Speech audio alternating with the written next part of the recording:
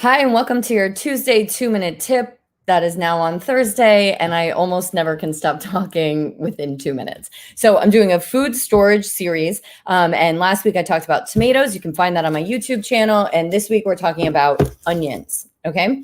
So when you get your onions home from the grocery store, it is best to store them at room temperature and somewhere cool but not cold. So onions do not go in the refrigerator.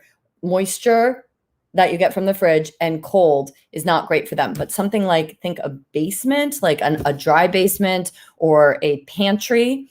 I'm sorry, also light. They also do not like light, so somewhere dark. I put my onions in an open container like this. You can kind of see airflow goes through here. It's pretty small, so I don't get them all stacked on top of each other. It does not matter what color or what kind of onions you put in here. And in fact, you can store your garlic in this as well. And I put this in a pantry where air can circulate around it. So you don't want to put it in a drawer because in a drawer, it's really tight and the air can't circulate. And once I tried putting it in a cabinet that I thought was going to be amazing, but it was right next to the stove. So when the stove turned on, it would actually create heat and moisture in that cabinet. Don't do that as well. Importantly and interestingly, potatoes also get stored in something really similar, but you do not want to store them together. And honestly, not even the two baskets next to each other, which is crazy because they taste so amazing together.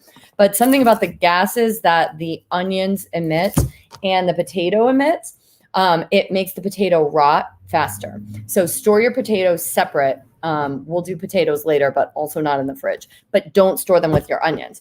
Super interestingly, your garlic can really kind of go with either, but ideally just put your garlic with your onions.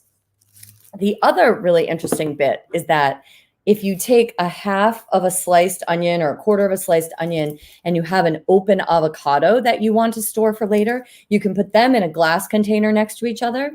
And the same gases in the onion that ripen and help the potato rot will keep the avocado from turning brown, right? Crazy. Same gas, but how it's reacting with the other vegetable is what makes it different. So open container, no moisture, not in the refrigerator, and ideally somewhere with ventilation.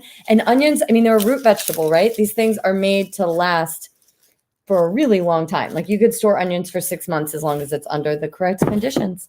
Let me know if you have any questions or requests for next week's vegetable underneath. See you later.